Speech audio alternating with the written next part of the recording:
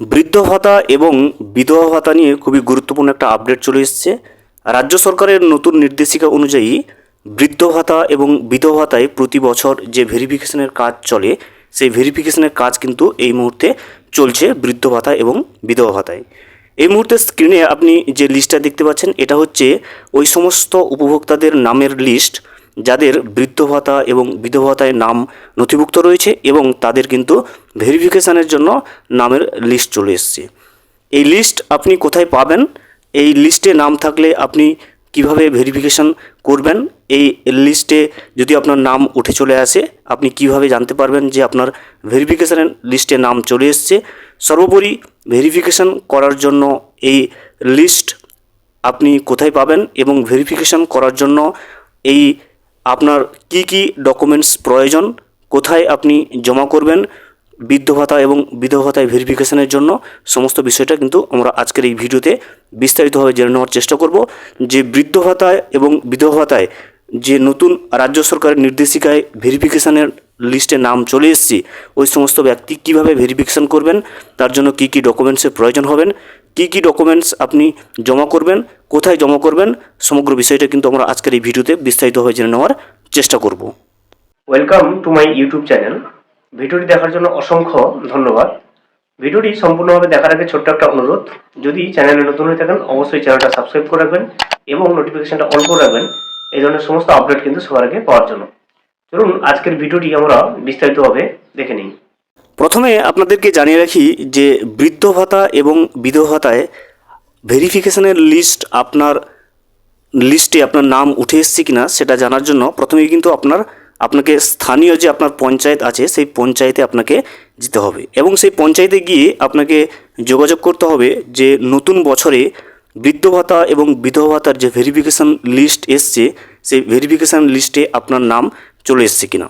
পঞ্চায়েতে কিন্তু আপনি এই ভেরিফিকেশানের লিস্ট আপনি পেয়ে যাবেন এবং সেখান থেকে চেক করে আপনি জেনে নিতে পারবেন যে বৃদ্ধ ভাতা এবং বিধবা ভাতায় যে ভেরিফিকেশান চলছে সেই ভেরিফিকেশানের লিস্টে আপনার নাম রয়েছে কিনা।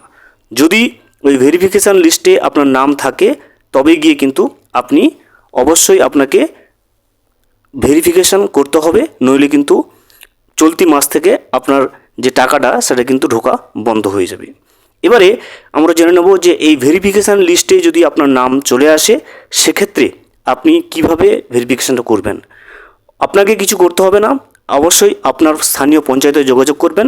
সেখানে আপনাকে নিশ্চয়ই বলবে আপনার রেশন কার্ড, আপনার I card, Aadhaar card, voter card এই সমস্ত এবং এক কপি ফটো, এই সমস্ত ডকুমেন্টসগুলো নিয়ে কিন্তু আপনাকে আপনার যে স্থানীয় পঞ্চায়েত রয়েছে সেখানে জমা করতে হবে।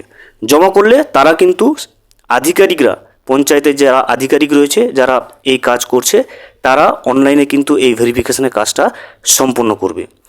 অবশ্যই এই সমস্ত ডকুমেন্টসগুলো জমা করার আগে আপনাকে নিশ্চিত হতে হবে যে বৃদ্ধ ভাতা এবং বিধবা ভাতায় যে ভেরিফিকেশান চলছে সেই ভেরিফিকেশানের লিস্টে আপনার নাম উঠে এসছে।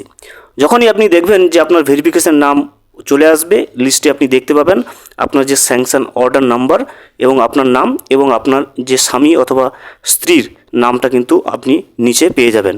তবেই গিয়ে কিন্তু আপনি বুঝবেন যে এই বৃদ্ধ ভাতা এবং বিধবা ভাতায় ভেরিফিকেশান আপনাকে অবশ্যই করতে হবে, নইলে কিন্তু আপনি বৃদ্ধ ভাতায় এবং বিধবা ভাতায় যে সরকারের পক্ষ থেকে আর্থিক সহায়তা পেতেন সেই টাকাটা কিন্তু বন্ধ হয়ে যাবে। আপনাকে ভেরিফিকেশন করার জন্য যে ডকুমেন্টসগুলো আপনাকে বললাম, I card, Aadhaar card, voter card এবং রেশন কার্ড, সঙ্গে এক copy colour passport size photo, এগুলো নিয়ে আপনার স্থানীয় পঞ্চায়েতে আপনাকে যোগাযোগ করতে হবে। পঞ্চায়েতের আধিকারিকরা তারা কিন্তু অনলাইনে এই ভেরিফিকেশনের কাজটা কমপ্লিট করবে। তারা বাইরের কোনো সাইবার ক্যাফ কিন্তু এই কাজটা করতে পারবে না।